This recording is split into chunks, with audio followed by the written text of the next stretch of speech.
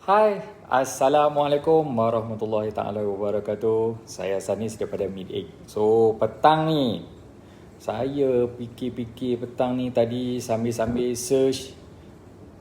Saya janji dengan tuan-tuan dengan perempuan untuk dapatkan artikel pasal ayam api-api ataupun ayam mutiara. So, saya tak dapat cari juga. Aduh, saya sedih jugalah sikit. Sedih sikit. So, tak apa, tak ada masalah. Saya cuba nanti. Mungkin ada artikel yang lain. So, benda tu banyak juga faedah dia. Tapi tak apa, kita pergi kepada tajuk kita pada hari ni. Tajuk saya hari ni special. Apa yang special dia?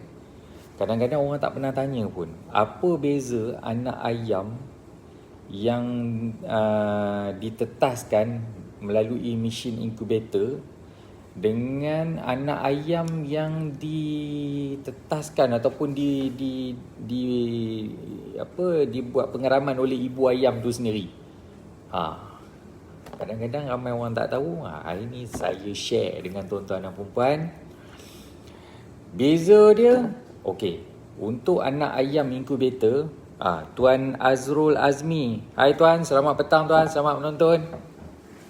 So, anak ayam kalau kita tetaskan melalui incubator, kita boleh kawal dari segi populasi anak yang akan menetas tu. Sama ada kita nak jantan banyak ke, kita nak betina banyak ke, itu kita boleh kawal. Tapi dia bergantung kepada suhu lah. Kalau dia ada suhu-suhu tertentu yang mana penetasan dia nanti akan lebih banyak jantan. Kalau kata suhu tertentu ni, dia akan lebih banyak betina. Benda ni memang pusat penetasan, memang dia kawal benda ni. Itu sebab kalau kita tengok anak-anak ayam, kalau kita beli di tempat-tempat penjualan ni, biasanya dia akan banyak jantan. Sebab apa? Ramai orang bela biasanya untuk makan. Itu beza dia lah. Okey.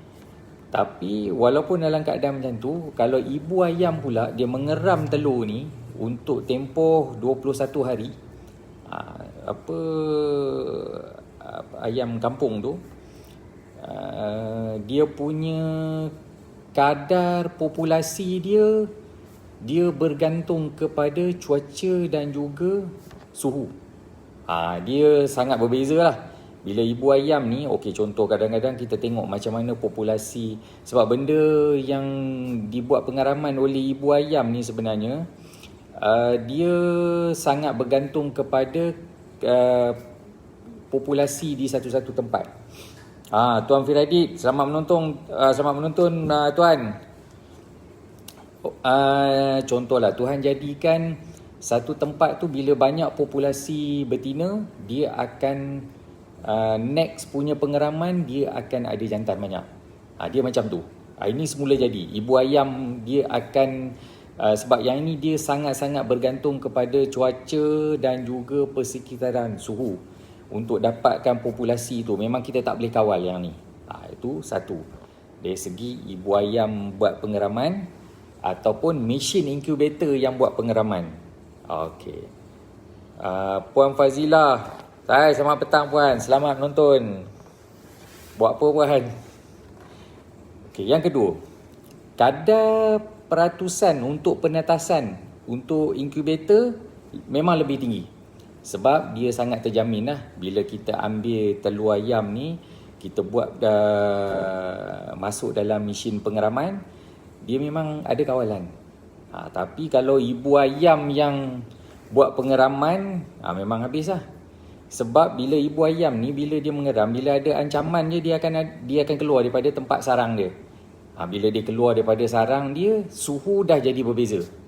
Jadi kadar peratusan penetasan memang sangat-sangat bergantung kepada suhu tu. Kalau kata dia kejap sejuk, kejap panas, kejap sejuk, kejap panas, bukan kata telur ayam, kereta pun boleh jahanam macam tu, boleh lingkup. So macam tu dia punya keadaan dia. So itu faktor yang kedua. Yang ni memang sangat-sangat mengganggu dari segi urusan bisnes lah. Kalau kata kita buat penetasan tu untuk commercial, mass production, big scale, memang kita akan ada masalah kalau kita bagi ibu ayam tu buat pengeraman. Tu sebab kalau mass production untuk big scale, memang kita kena guna mesin. Itu kita tak ada pilihan. Tapi walaupun keadaan macam tu, dari segi kaedah tradisionalnya untuk peringkat awal, ayam ni sebenarnya bagus kita biasakan dia buat pengeraman. Peringkat awal lah, bukan kata untuk tempoh yang panjang. Bila dia dah matang, kita bagi dia biasakan dengan keadaan tu. Kadang-kadang bila dia tak biasa dengan keadaan tu, dia akan jadi CPU dia akan rosak sikit ibu ayam ni. Sebab bila dia bertelur, kita ambil. Bila dia bertelur, kita ambil. Dia macam ada sikit gangguan lah peringkat awal. Tapi kalau kata dia dah biasa bertelur, dia mengeram, kita dah ambil tu, dia macam dia akan, keadaan tu dia akan bertambah okey. Tu yang kedua. Dan yang ketiga saya nak share, kenapa saya ambil tajuk ni petang ni. Walaupun ni benda yang terakhir, tapi benda ni sangat penting. Macam mana tajuk ni boleh timbul?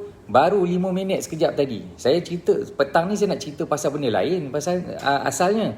Tapi sebab petang ni orang lain semua dah balik, tinggal saya. Bos saya hari ni ada urusan, jadi orang lain ada urusan juga. Sebab jadi saya kena tunggu bos lah. Itu biasalah, bila kita bekerja kita kena utamalah bos.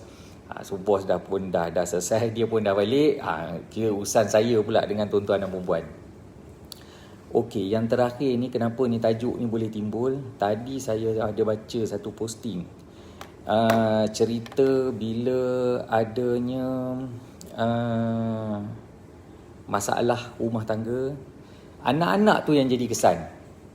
Saya pun tak nafikan lah, mana-mana tempat saya pergi pun memang kita berhadapan dengan benda yang sama. Contohlah tadi yang saya tengok posting tadi, dia sangat-sangat menyentuh perasaan lah sebenarnya. Dan itu sebab saya nak buat tajuk ni petang ni. Itu sebab saya nak buat. Cerita dia, bapa ni pergi nak tengok anak dia. Bapa, yelah, bila kita dah berpisah, dalam dia punya posting tu saya baca, salah satu follower saya juga, anak dia nak pergi tengok anak dia. Jadi bapa dah berpisah dengan mak, yelah dia tak boleh masuk lah nak tengok anak. Jadi anak ni menangis. Itu yang menyentuh perasaan sebenarnya. Anak ni menangis bila tengok dia terlalu rindu dengan bapa dia. Saya tak nak cerita pasal mana baik ke, mana tak baik ke, itu soal lain. Tapi soal ni adalah anak ni dia dah jadi satu macam situasi dilema yang dia orang ni terpaksa terima. Puan Ika Zain, hai puan, selamat petang, selamat menonton puan. Dia dah jadi dilema. Kita kesian bila melibatkan perasaan ni. Itu sebab saya nak buat tajuk ni. Yang terakhir ni, poin yang terakhir yang saya nak share ni, beza anak ayam yang mana ditetaskan melalui inkubator ni, memang dia sangat berharap dengan kita. Macam mana anak yatim piatu tu, minta maaf tuan-tuan dan puan, sama.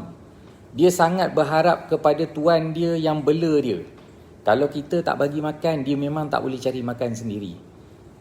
Itu anak ayam yang mana ditetaskan melalui mesin penetasan. Memang dia tak boleh survive. Dia tak boleh pergi cari makan. Tuan Muhammad Nabawi, tuan, selamat petang tuan. Selamat petang. So dia memang tak boleh survive lah. Minta maaf saya cakap. Sebab saya dah bela ayam.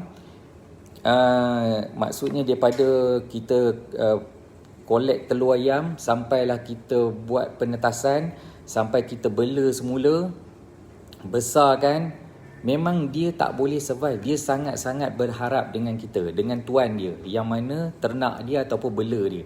So itu anak ayam hasil penetasan daripada inkubator. Berbeza dengan anak ayam yang mana penetasan oleh ibu ayam. Sangat berbeza tuan-tuan dan puan, serius, memang sangat berbeza. Anak ayam yang mana dijaga oleh ibu ayam ni, dia boleh survive. Di peringkat kecil lagi dia dah boleh survive. Sebab mak dia dah bawa, ibu ayam ni dia dah bawa pergi bagi makan apa semua. Selamat petang bos, selamat petang tuan, selamat petang. Mak dia dah bawa pergi makan, bawa tempat mana, cara nak cakar ayam apa semua, kira ada benda yang mak dia dah tunjukkan. So dia sangat independent. Berbeza. Itu sebab saya nak bawa tajuk ni petang ni, saya bersyukur dengan Tuhan, dapat share dengan tuan-tuan dan puan-puan petang ni, sebab benda sebelum ni saya nak share benda lain, tapi bila dah saya tengok posting tadi tu, saya dah macam benda ni aku kena bawa lah untuk masing-masing kita tahu. Memang kita cakap tenakkan Tuhan jadikan dia tak ada akal fikiran apa semua, itu memang betul, tak dinafikan. Tapi dari segi sifat dia sangat berbeza.